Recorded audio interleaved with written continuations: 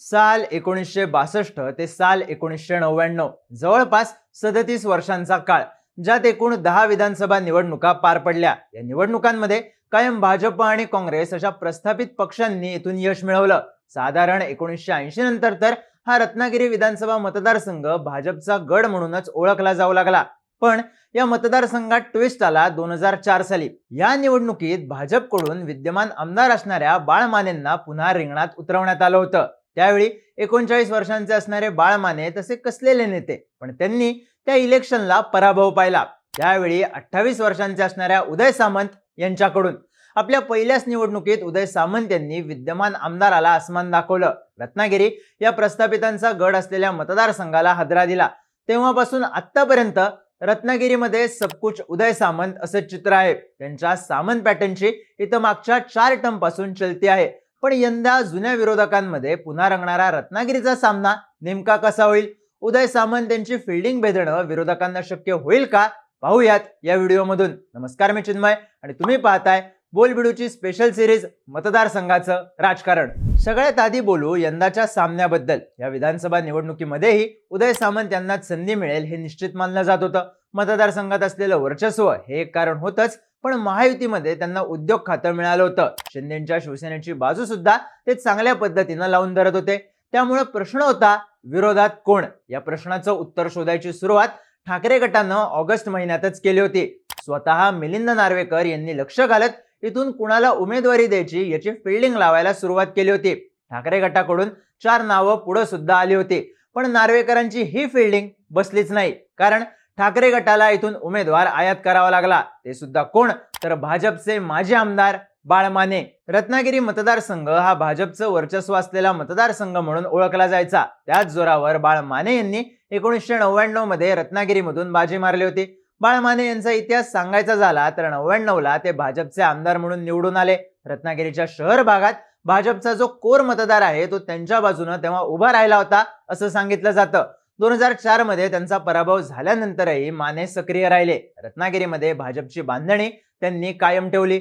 2014 मध्ये सुद्धा त्यांनी विधानसभेची निवडणूक लढवली होती, पण त्यावेळेस उदय सामंत यांच्याकडूनच त्यांना पराभव स्वीकारावा लागला।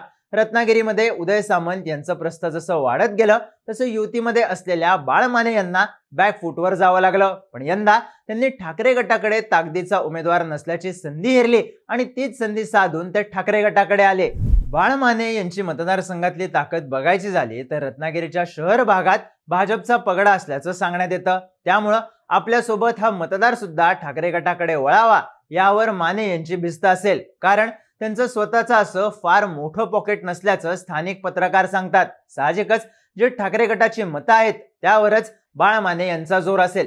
ज्याला भाजपच्या मतदारांची बेरीज बसली तर तो बोनस असेल, पण ही बेरीज होण्याआधीच वजाबाकीची सुद्धा चर्चा आहे। जरी भाजप आणि शिवसेना इतकी वर्ष युतीमध्ये एकत्र असले तरी रत्नागिरीमध्ये भाजप आणि शिवसेनेचे सूर फारसे जुळले नसल्याची चर्चा कायम व्हायची। थोडक्यात ग्राउंडवरचा शिवसैनिक हा एका अर्थानं बाळ माने यांचा पारंपरिक विरोधक। यात भर म्हणजे उदय बने आणि राजेंद्र महाडिक या ठाकरे गटाच्या स्थानिक नेत्यांनी उद्धव ठाकरेंची मातोश्रीवर जाऊन भेट घेत रत्नागिरीमध्ये आयात उमेदवार नको अशी भूमिका घेतली होती, पण तरीही ठाकरेंनी बाळ माने यांना प्रवेश दिला आणि उमेदवारीही जाहीर केली। त्यामुळं आता उदय बने नेमकी काय भूमिका घेतात हे माने यांच्यासाठी महत्त्वाचं ठरणार आहे, कारण बने यांच्या रूपात बेरीज बसण्याआधीच वजाबाकी होऊ शकते। ही बेरीज महत्त्वाची आहे कारण समोरून आव्हान हे उदय सामंत यांचं आहे। मागच्या 4 टर्म आमदारकी, मंत्रिपद, जिल्ह्याचं पालकमंत्रीपद या पदांच्या राजकारणातून उदय सामंत यांनी मतदारसंघात जम बसवला।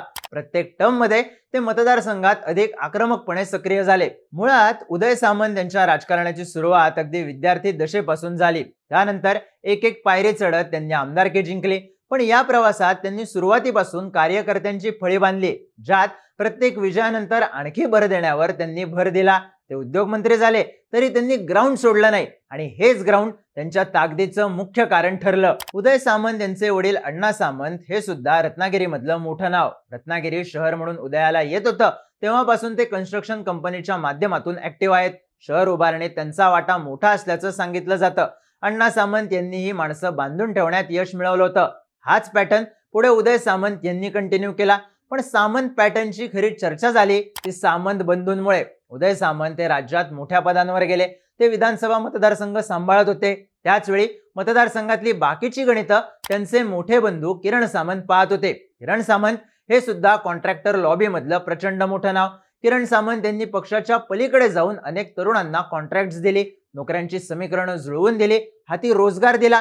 त्याचबरोबर उदय सामंत यांनी मतदारसंघात विकास निधी आणला, कित्येक प्रश्न मार्गी लावले, पर्यटनाला चालना मिळेल अशा उद्योगांना प्रोत्साहन दिलं. सोबतच जातीय समीकरणांवर लक्ष ठेवून त्यांनी त्या पॉकेट्स मधलं मतदान आपल्याकडे अगदी अचूकपणे हेरलं. तरुण कार्यकर्त्यांची फळी, उद्योगधंद्यांच्या माध्यमातून साधलेली समीकरणं, छोट्या पॉकेट्सवर दिलेलं लक्ष आणि प्रबळ विरोधक नसणं, हा सामंत पॅटर्न रत्नागिरीमध्ये गेम बसवणारा ठरला. अशी गेम जी कोणी फिरवूच शकलं नाही. यंदाही बाळ माने काहीसे शहरी मतदानावर अवलंबून आहेत अशी चर्चा होतीये. तर उदय सामंत यांनी शहरी भागासोबतच ग्रामीण भागातही एक हाती वर्चस्व मिळवलंय. त्यांच्या प्रत्येक गावात असलेल्या संपर्काला काउंटर उभं करणं ठाकरे गटासाठी म्हणावं असं सोपं असणार नाही. बाळ माने यांच्यासमोर असलेलं आव्हान किती तगडं आहे हे आकड्यांमधून समजून घ्यायचं म्हणलं तर उदय सामंत यांना 2004 मध्ये 6,000चं लीड होतं. प्रत्येक निवडणुकीत हे लीड वाढत गेलं. अगदी मोदी लाटे वेळी हे लीड 39,000चं होतं आणि 2019ला हा आकडा होता 87,000चा. साहजिकच सामंत पॅटर्नच्या जोरावर पक्क झालेलं हे 87,000चं लीड तोडणं आणि ते तोडून पुढे जाणं हा सोपा डाव नसणार आहे. तुम्हाला काय वाटतं? रत्नागिरीत सबकुच सामंत असताना विरोधकांची ताकद किती जोर लावू शकेल? तुमची मतं आणि प्रतिक्रिया कमेंट करून सांगा आणि माहितीपूर्ण व्हिडिओज पाहण्यासाठी बोलबिडूच्या YouTube चॅनलला सबस्क्राईब करायला विसरू नका.